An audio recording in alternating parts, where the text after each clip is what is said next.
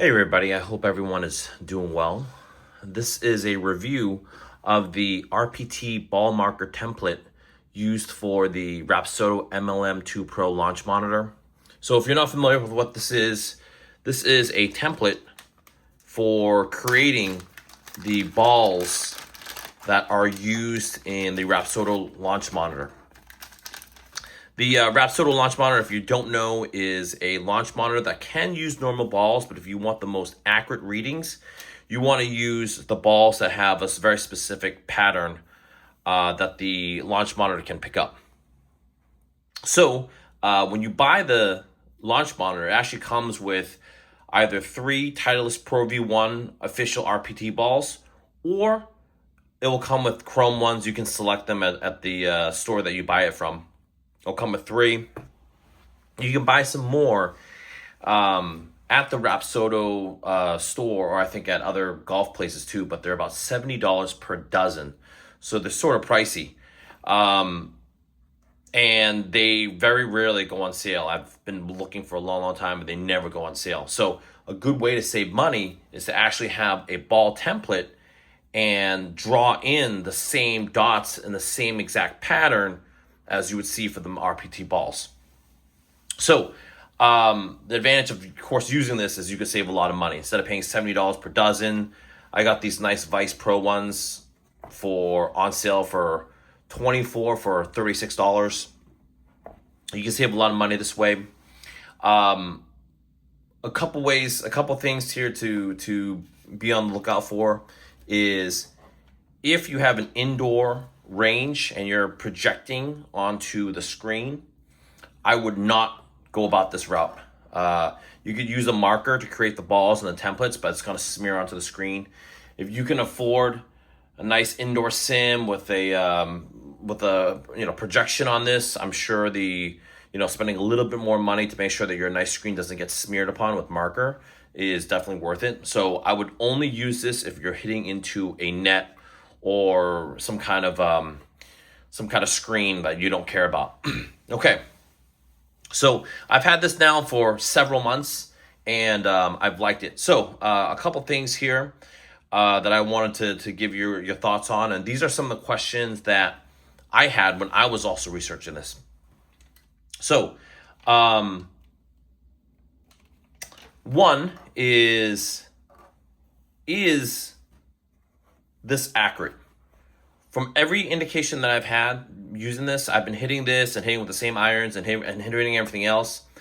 They're coming out with the same numbers here. So for all indications they look very, very accurate to me.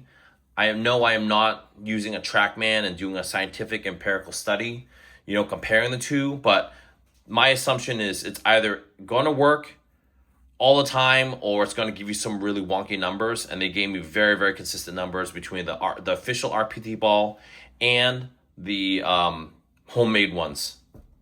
So accuracy, I think, is right on par. Some of the questions that I'm sure you'll ask which are the same questions that I asked when I was going down this journey, is what kind of template markers should you get? Where do you get them? You can find these on Amazon. There's several versions out there. The one that I bought has 2 rare earth magnets that stick together pretty tightly. There's ones that have like a twist-on face. There's one that have almost like a hairpin, like a hair clip type of thing, where you just clip on and have the dots already, then you just circle it in. And then there's one that doesn't have a clip on at all. You sort of just put it together, and then you actually use binder clips to keep it tight. These things go for anywhere from $12 to $15. I think I paid $15 for this one here with the magnet version. So, the ones that you could use, I don't know which one's the best, but so far I've been pretty happy with this one. Some of the people will wonder, will this turn around once it's in there? It does not turn around at all. It is on there really, really tight. Like, I'm almost intentionally trying to turn it right now. I can't even do it. It's actually very, very tight here. So, is there any play, or is it loose? It is not. When you buy these things from Amazon, or at least the one that I bought, it came with black dot stickers. Another way to use this, instead of writing a marker and actually putting it into the instead of marketing in there with the marker, you could try to put the stickers in there. but the stickers are very, very small. It's like a tiny little sticker, and it's really hard to actually use your fingers and actually attach it on. I've even given up trying to do it. I just use the markers and just mark it in there. Now, when you do use the markers, you'll notice it's not exactly a pure professional looking circle like you would see at the Titleist official one. It's like the best that I can do is this. It's not a pure circle. It seems to not bother the system. The launch monitor all seems to still pick it up fine. You're not going to be able to create a perfect circle. I think it's the reason why is because you have the dimples on the golf ball. So no matter how much you try to circle it in there, it's just never going to be a perfect circle. But it doesn't impact the accuracy of this. So one of the questions that I had, and I'm sure you'll have as well, is what kind of marker should you use for this? I originally started using just like your typical Sharpie. I mean, the whole point of this is actually just to save money here. Some other people, I've been doing some research. There's golf ink and some other like specific golf markers out there. They're somewhat pricey. I think they're almost $20 per marker. I read on Reddit that maybe Tiger Woods or something uses the Milwaukee Inks All. Well, I saw this at Amazon. It was only $4.55 for a whole 4-pack. And I started using that and comparing against the Sharpie. You can't really tell but on the camera, but I can tell you just from my own experience, the Milwaukee Inksols is substantially better than the Sharpie version. Miles better. And it's not expensive at all. It's only $4.55 for a 4-pack. So they're really inexpensive. I would recommend using that over golf ink. I think it was like almost $20 for just one marker. I think there was another brand out there that's also really expensive. If you start adding in these costly type of markers, you're better off just buying the RPT official ones at that point. But anyways, use this one. Now, another question that some people may ask you is how long will this last? If you're looking at the Milwaukee ones here, I would say it's probably about 20 hits before you would just repaint it again. And all you got to do if it starts to fade is put it back in the template. Maybe if you're watching TV one night, put it back in the template, click it back on,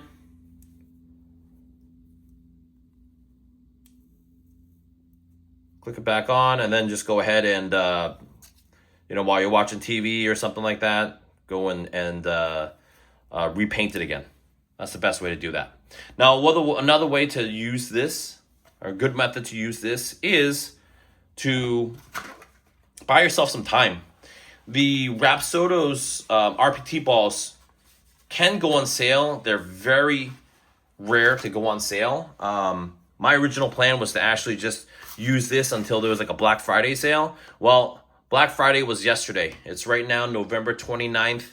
Saturday, November 29th. Yesterday was Black Friday. There was no Black Friday sale. It's still $70 a dozen for the RPT balls. But my original thought was to just do this, wait for a Black Friday sale, and just buy a few dozen for myself to use. And it didn't happen. Maybe there'll be another sale later on, but another strategy is just to use this while you wait for some type of nice sale.